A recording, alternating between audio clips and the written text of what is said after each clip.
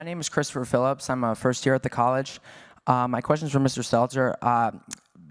You've all spoken extensively about Fox News being a purveyor of disinformation, but CNN is right up there with them. They pushed the Russian collusion hoax. They pushed the Jussie Smollett hoax.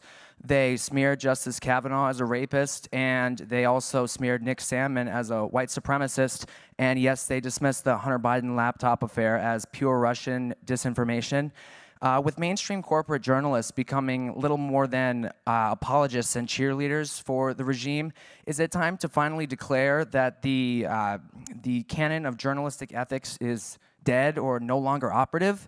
All the mistakes of the mainstream media, and CNN in particular, seem to magically all go in one direction. Are we expected to believe that this is all just some sort of random coincidence, or is there something else behind it? It's too bad. It's time for lunch.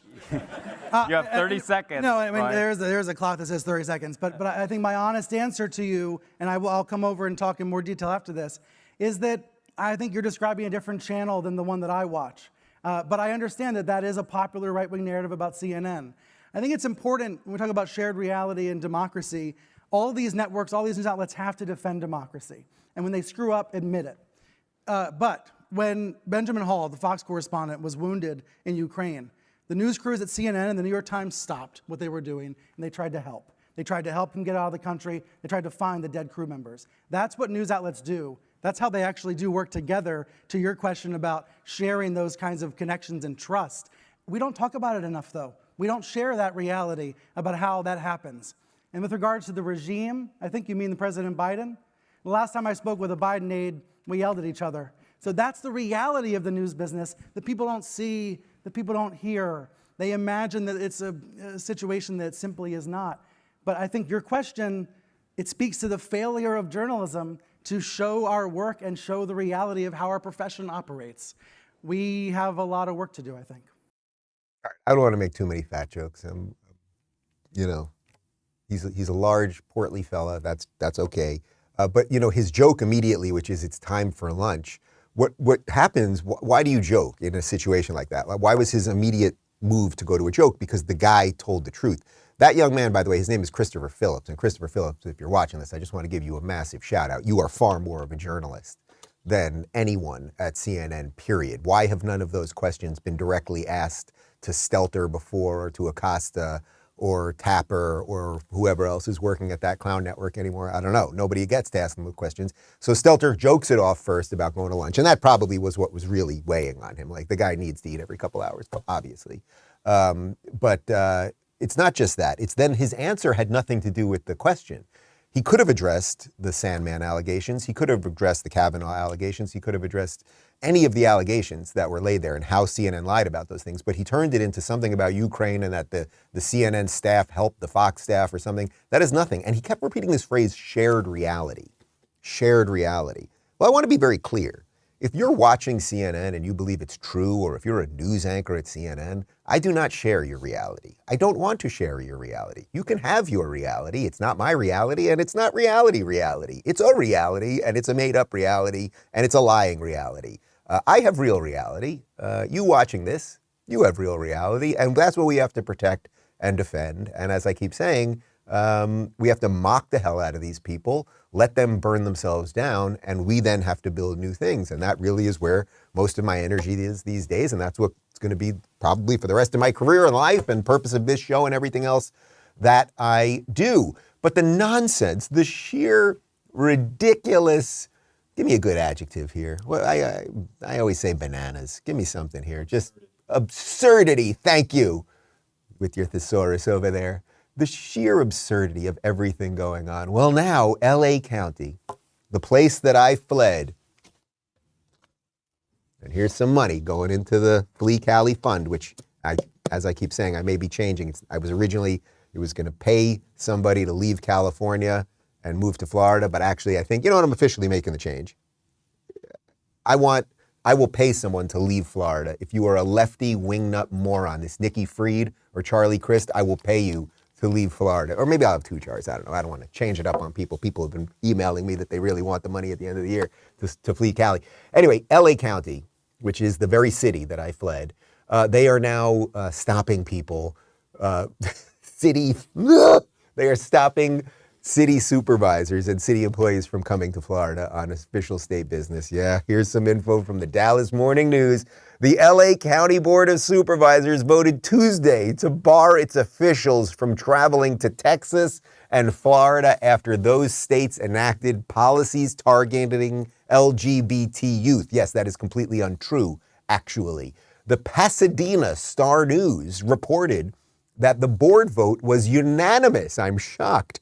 And specifically called out Florida's legislation barring instruction on sexual orientation and gender identity in kindergarten through third grade, dubbed the Don't Say Gay Law by critics, as well as Texas's recent decision to investigate certain gender-affirming medical care for trans youth as child abuse. I just want to be very, very clear about this as a new Floridian, a proud Floridian. Stay the fuck away from our state. We don't want you. Please stay away. We don't want your money. We don't want your psychosis. Stay away. Don't come.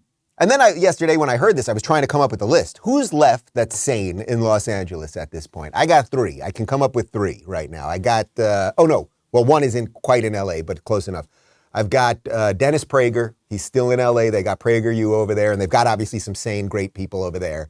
But out of public people, you got the Dennis Prager. He's still in Los Angeles. I don't know why. You got the Larry Elder, still in Los Angeles. I'm working on it, people. I'm working on it. And you got Adam Carolla. Those are the big 3. We've got to save them and bring them to Florida. Enough of this insanity. And then the 4th one that I would loosely, he's not quite in LA proper, but my buddy Rick Grinnell is still in California trying to save Cali. What are you doing, Rick? I mean, what are you doing? So yes, so they will not come here to Florida. They will not enjoy the sunshine. They will not enjoy the freedom. They will not enjoy the beaches. They will not enjoy the smiles. They will not enjoy the iguanas. And they can stay in their dystopian crap hole. But if you don't think that all of this is enough of just the nonsense that's going on, and it's a lot of nonsense, I hope you're enjoying the show today. I get it, it's nonsense, it's like it's depressing and whatever, but it's also fun in a way. Here's Cory Booker, because, we got this Ketanji Brown Jackson. She's getting confirmed. It's very exciting for these people. She doesn't know what a woman is, but okay, fine. She's just going to be on the Supreme Court. Well, Cory Booker, in another one of his theatrical moments, look. Just finished the vote. Ketanji Brown Jackson has now been confirmed by the Senate to be a justice on the Supreme Court. And I think there are a lot of people who can appreciate this, that there is a lot of hurt in this world. There's a lot of private pain and personal injury. And we live in a nation with acres of ground that's been watered with tears and sadness. But today is a mountain of joy. Today is a day for celebration. Today I rejoice. I cry tears of joy. And I just want to thank God and thank this extraordinary woman for persevering through all of life's challenges, for overcoming all of life's obstacles, and now rising and knowing, as when I talk to her, she knows that we as a nation rise with her. Is he literally selfie videoing himself from the closet? Like, he's gay, right? Isn't that a thing? Like, he's gay, or I don't mean that to be mean. Like, gay is spectacular. Everyone's gay now. You better be gay. Oh my God, it's wonderful. He's just such an overly emotional theater kid. That's what he is. He's a 7th grade theater child. People thought he was going to be president, you clowns. He's an actor. He's nothing. He's a ridiculous actor. But here's noted wizard Kamala Harris on the excitement over Ketanji Brown Jackson. There's so much about what's happening in the world now that is presenting some of the worst of this moment and human behaviors. And then we have a moment like this that I think reminds us that there is still so much yet to accomplish and that we can accomplish. Okay, so she just throws some words together. It's not even worth it. And the reason I really wanted to show that was because of the mask thing. Why she's wearing a mask? She's outdoors. We all know that the masks are all bullshit. These people are all liars and buffoons and frauds. All that being said, Kamala, stay with the mask. I think you should be in a mask all the time. Perhaps even one over your whole head. That would be better. That would be better. Now, I just want to say something about the Ketanji Brown Jackson thing. Look, as I had Judge Andrew Napolitano on the show last week. If you did not see it, we talked a bit about the confirmation hearing and his position, even though it was obvious that he doesn't really love her and her judicial positions. The judge's position was that it's the president's right and duty, obviously, to nominate a Supreme Court justice. And barring sort of anything like truly crazy in their voting history or in their decision-making history, that in essence, the Senate is supposed to confirm them. That's sort of how it's supposed to work. That really is it. It's the president's decision. And unless there's some red flag that is so extraordinary that you basically move on it. Now, unfortunately, that's not really the way it works. Well, unfortunately or fortunately, that's not really the way it works because everything obviously has become hyper-politicized. And actually, really, that all started about 30 years ago with a guy by the name of Joe Biden, Robert Bork, if you haven't heard it or watched any of the video on that. But this woman, she literally does not know what a woman is. She said she could not tell you what a woman is because she's not a biologist.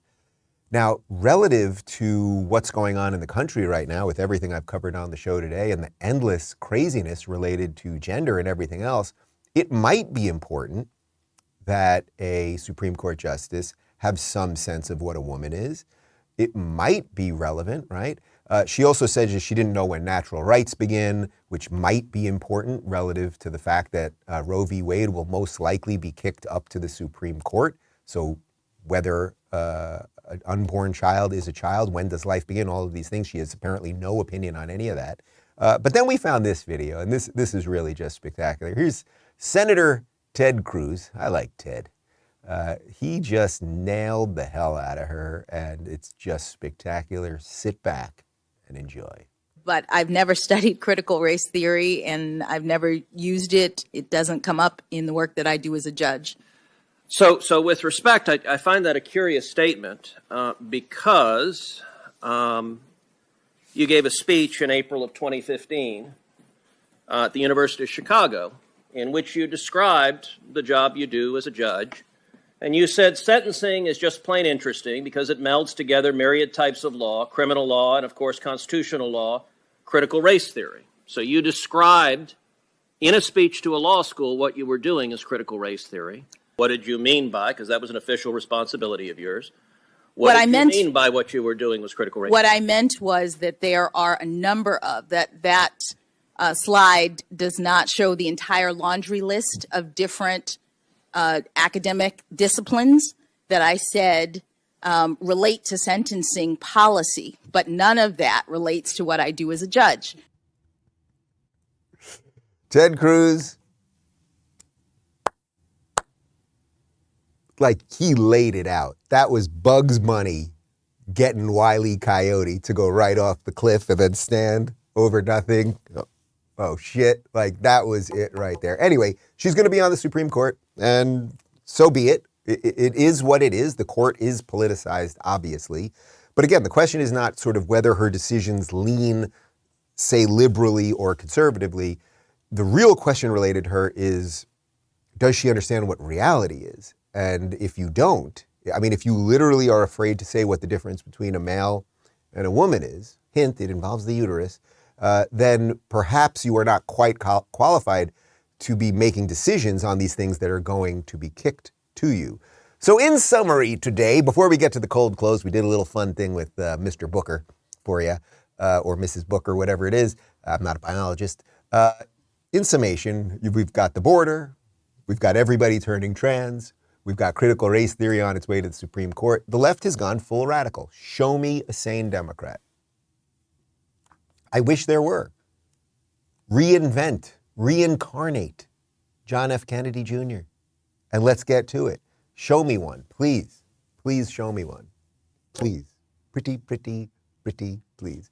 We've got some comments from RubinReport.locals.com. Amy says, every major medical association has lost the trust of a huge portion of the American public, and Psaki knows it. You know, that's a great point because it's not just the American Psychiatric Association and it's not just the CDC. It's seemingly everything has become woke and politicized. So it's if all of our medical associations have, and our corporations have, and our political apparatus has, we better figure out some ways to fight against it so that you can live a life that you want to live. And I think that I'm telling you guys, truly, I'm telling you this.